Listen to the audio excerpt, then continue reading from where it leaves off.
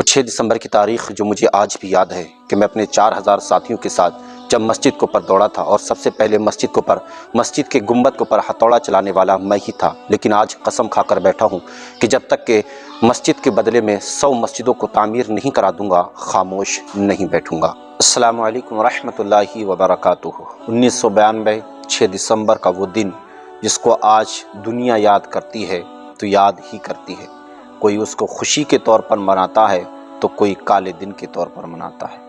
कोई उसको अपनी इब्तिदा समझता है तो कोई इसको अपनी इंतहा समझता है। वो 6 दिसंबर 1992 जब बाबरी मस्जिद के गुंबदों को तोड़ दिया गया, बाबरी मस्जिद के मीनारों को ज़मींदोज़ कर दिया गया, बाबरी मस्जिद की दीवारों को मिस्मार कर दिया गया, उसमें सबसे बड़ा हाथ किसी का रहा तो वो एक शख्स था जिसका नाम था बलबीर सिंह और उसके 2 साथी जो 4000 कार सेवकों को लेकर के मस्जिद बाबरी के ऊपर चढ़ाई करते हैं। सबसे पहले गुंबद के ऊपर हथौड़ा चलाने वाले शख्स का नाम बलबीर सिंह है। आइए जानते हैं कि बलबीर सिंह ने किस तरीके से इस्लाम को अपनाया, इस्लाम में कैसे दाखिल हुए, कौन सी ऐसी चीज़ थी जिसने उनको इस्लाम लाने पर मजबूर कर दिया, उनको क्या अच्छा लगा इस्लाम के अंदर कि जिस पर उन्होंने इस्लाम को अपना लिया। और उसके बाद कसम खाई कि जब तक के 100 मस्जिदों को तामीर नहीं कर दूंगा, जब तक के शांत नहीं बैठूंगा। बलबीर सिंह अब तक 50 से ज़ायद मस्जिदों को तामीर करा चुके थे, लेकिन उनकी ज़िंदगी ने उनका साथ ना दे करके सिर्फ अपनी ज़िंदगी में 90 मस्जिदों को तामीर करा पाए कि इस दुनिया से रुखसत हो गए। आइए बलबीर सिंह की वो कहानी को जानते हैं और उनके साथी 2 जो उनके साथ थे, एक शिव प्रसाद जो उनके साथी रहे, दूसरे योगेंद्र सिंह जिन्होंने उनका साथ दिया था। कैसे शिव प्रसाद मोहम्मद मुस्तफ़ा बने और उनके जो साथी योगेंद्र थे वो कैसे मोहम्मद उमर बन गए। इन तीनों की एक दिलचस्प कहानी है। ये कहानी मुसलमानों को एक मोटिवेशन भी देती है और मुसलमानों के ईमान को और मुसलमानों के जज्बात को इस बात की तरफ भी माइल करती है कि मुसलमान कभी मायूस नहीं होता है। इन्नल्लाह मअस साबिरीन, आप सब्र कीजिए और उस सब्र का जो फल मिलेगा आप नहीं बल्कि पूरी दुनिया देखेगी। बलबीर सिंह की पूरी कहानी को लल्लन टॉप ने बहुत ही विस्तार के साथ में इसको कवर किया है और मैं लल्लन टॉप से ही इस कहानी को उठाता हूँ। आपसे गुजारिश करूँगा कि इस वीडियो को आप पूरा देख लीजिए। चैनल पर पहली मर्तबा तशरीफ़ लाए हैं तो चैनल को सब्सक्राइब कर दीजिए, घंटी भी दबा दीजिए ताकि आने वाली वीडियो का नोटिफिकेशन भी आप तक पहुँच सके। चलते हैं, क्या है बलबीर सिंह की वो पूरी कहानी, आप इसको गौर से सुनिए। 6 दिसंबर की तारीख अयोध्या और देश के लिए एक बुरी याद है। इस दिन एक तांडव की नींव डाली गई जिसकी वजह से देश भर में दंगे हुए और बेगुनाह हिंदू मुसलमान मारे गए। कोई इसे काले दिन के रूप में देखता है तो कुछ लोग इसे गर्व से सेलिब्रेट करते हैं और कुछ लोग इसे कथित गौरव यात्रा में शामिल, जिनकी वजह से शांति के दुश्मनों को गर्व करने का मौका मिलता है। कुदाल को लेकर बाबरी मस्जिद पर चढ़ने वाले, लेकिन इन तीनों के नाम बदल गए हैं। बलबीर सिंह और उसका दोस्त योगेंद्र पाल बाबरी गिराने एक साथ गए थे। बलबीर का नाम अब मोहम्मद आमिर हो गया है और योगेंद्र मोहम्मद उमर बन चुके हैं। इस्लाम अपनाने वाले तीसरे शख्स का नाम मोहम्मद मुस्तफ़ा है। ये पहले शिव प्रसाद हुआ करते थे। अयोध्या में बजरंग दल के नेता थे। करीब 4000 कार सेवकों को खुद ट्रेनिंग दी थी। दंगा वगैरह देखकर दिमाग विकसित हो गया और डिप्रेशन में चले गए। बड़े बड़े तांत्रिकों को दिखाया, बड़े बड़े डॉक्टरों को दिखाया, लेकिन सब ने लाइलाज कर दिया। 1999 में शारजा गए नौकरी करने और वहाँ इस्लाम अपना लिया।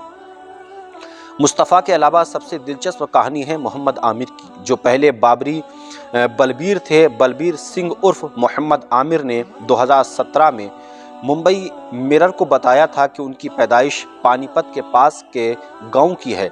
राजपूत परिवार में पिता दौलत राम स्कूल टीचर थे। परम गांधीवादी पार्टीशन का दर्द देखते थे। वो मुसलमानों को सुरक्षित महसूस कराने के लिए अपने एरिया में काम करते थे और बलबीर और उनके 3 भाइयों से भी यही चाहते थे। राष्ट्रीय संघ के साथ संपर्क बलबीर सिंह का कैसे हुआ, इसके बारे में मोहम्मद आमिर कहते हैं कि वे 10 साल के थे तो फुल फैमिली के साथ गांव छोड़कर पानीपत शहर आ गए। गांव वालों के लिए पानीपत में एक अलग ही माहौल था। एकदम दुश्मनी वाला, बच्चे साथ खेलते नहीं थे और मारपीट रोज होती थी। इसी हौच पौच में एक दिन आरएसएस की एक शाखा में जाना हुआ। वहां बलबीर को आप कहकर पुकारा गया। इतना सम्मान इस शहर में बलबीर को कभी नहीं मिला था। वहीं से अटैचमेंट हो गया। तकरीबन 10 साल बाद बलबीर ने शिवसेना ज्वाइन की और साथ में भाइयों के साथ घर का बिजनेस संभालने लगे। पढ़ाई लिखाई चालू रही। रोहतक महर्षि यूनिवर्सिटी से ट्रिपल एमए किया। लाइफ नॉर्मल चल रही थी। मुसलमानों से नफरत कैसे बढ़ी, तो इसके जवाब में कहते हैं कि बलबीर अब आमिर बताते हैं कि उनका ब्रेन वॉश करना मुश्किल काम नहीं था। हमारे आसपास का माहौल ऐसा था कि बुरे काम को मुसलमानों से जोड़ा जाता था। बाएं हाथ से खाना खाओगे तो ये भी बोला जाता था कि ये मुसलमानों का तरीक़ा है। दिमाग में बिठाई गई हमारे इतिहास के साथ छेड़छाड़ हुई। बाबर और औरंगजेब जैसे लोग हमारे देश आए, हमारे मंदिर तोड़े और हमारी ज़मीनों पर कब्जा किया। ये तो सब मन में पल रहा था। वो सिर्फ अपनी मर्दानगी दिखाने का एक मौका खोज रहे थे। अयोध्या के लिए कूच किया तो उसके साथ उसके दोस्त भी साथ हो गए। बलबीर उर्फ आमिर बताते हैं कि वो 5 दिसंबर को अपने दोस्त योगेंद्र पाल के साथ अयोध्या गए। वहाँ विश्व हिंदू परिषद और हिंदू परिषद का जोर था। आडवाणी की सुनवाई ज़्यादा नहीं थी क्योंकि वो सिंधी थे और उनको हिंदू माना ही नहीं जा रहा था। उमा भारती को ड्रामा क्वीन समझा जा रहा था। मंदिर वहीं बनाएंगे, कल्याण सिंह कल्याण करो, मंदिर का निर्माण करो वाले नारे लग रहे थे। गली गली में आमिर के मुताबिक अगले दिन वो किसी जानवर की तरह हो गए थे और फिर अपनी कुदाल लेकर बाबरी के गुंबद पर चढ़ गए। कांड तो हो गया, उसके आगे की कहानी आमिर बताते हैं कि उनका और योगेंद्र का पानीपत लौटने पर किसी हीरो की तरह स्वागत हुआ, लेकिन घर में माहौल अलग था। पिता ने अल्टीमेटम दे दिया था कि उनके घर में या तो बलबीर रहेगा या वो खुद। बलबीर ने खुद घर छोड़ने का फैसला किया और अपनी वाइफ के साथ चलने को कहा। वाइफ ने इनकार कर दिया तो अकेले ही निकल गए। हर तरफ दंगे भड़क गए थे, इसलिए बलबीर बचने के लिए खेतों में खंडहरों में छिपता रहा। किसी भी दाढ़ी वाले आदमी को देखकर वो डर जाता था।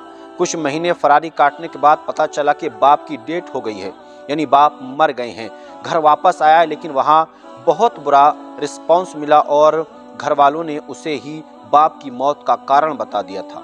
साथ में यह भी बताया कि मरने से पहले उनकी सख्त हिदायत थी कि बलबीर उनके क्रियाकर्मों में शामिल नहीं होगा।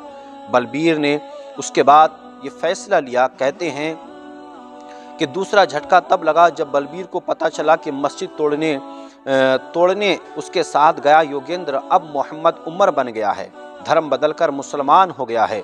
उस कांड और उसके बाद भड़के दंगों की वजह से योगेंद्र का दिमाग खराब हो गया था। उसको हमेशा लगता था कि उसने पाप किया है, किसी वजह से वो पागल होता जा रहा था। तकरीबन 6 महीने बाद जून 1993 को बलबीर सोनीपत गया मौलाना कलीमुद्दीन सिद्दीकी के पास, जिसने योगेंद्र का धर्म बदला था। मौलाना ने कहा कि मस्जिद गिराने में उसका भी हाथ था, लेकिन वो और मस्जिद बनवाएगा। मौलाना ने बलबीर को मदरसे में बिताने के लिए कहा। कुछ महीने बाद बलबीर का नाम बदल गया और नाम मिला मोहम्मद आमिर। कुछ महीने के बाद आमिर की वाइफ मदरसे में आई और उसने भी इस्लाम अपना लिया। इसके बाद भी आमिर की ज़िंदगी में तनाव चढ़ाव बढ़े रहे और ये ज़िंदगी में आते रहे। तकरीबन 50 मस्जिदें बनवाने के बाद फिर उसकी ज़िंदगी उसके हाथ से निकलती जा रही थी। यहाँ तक कि बलबीर आखिरी दम में जब था उस वक्त तक वो 90 मस्जिदों की तामीर करा चुका था कि 2017 में बलबीर का इंतकाल हो जाता है। यानी कि बलबीर सिंह, जिसने मस्जिद बाबरी के ऊपर सबसे पहला कुंदाल मारा था, सबसे पहला हथौड़ा मारा था, वो भी मुसलमान हो गया। अल्लाह तबारक व तआला का वादा है, वला तहिनु वला तहज़नु व अंतुमुल आलौना इन कुंतुम मुमिनीन। तुम गम ना खाओ, घबराओ मत, परेशान ना हो। अगर तुम ईमान वाले हो तो तुम ही कामयाब हो। परेशानियाँ मुसीबतें आती हैं, लेकिन इनके ऊपर जो सब्र होगा और सब्र के बाद जो अज्र मिलने वाला है उसको दुनिया याद रखेगी। आज हमारी मस्जिद को तोड़कर उस जगह पर बुत खाना तामीर किया गया और बुत खाने का आज इफ्तिताह भी हो गया। दुनिया ने मंदिर को टूटते हुए तो नहीं देखा था, लेकिन हाँ, दुनिया ने मस्जिद को टूटते हुए ज़रूर देखा है। ये दुनिया याद रखेगी, इतिहास याद रखेगा और तारीखें भी याद रखेंगी कि हाँ, कभी मस्जिद को तोड़कर किसी ने मंदिर बनाया था। अस्सलामु अलैकुम व रहमतुल्लाहि व बरकातहू।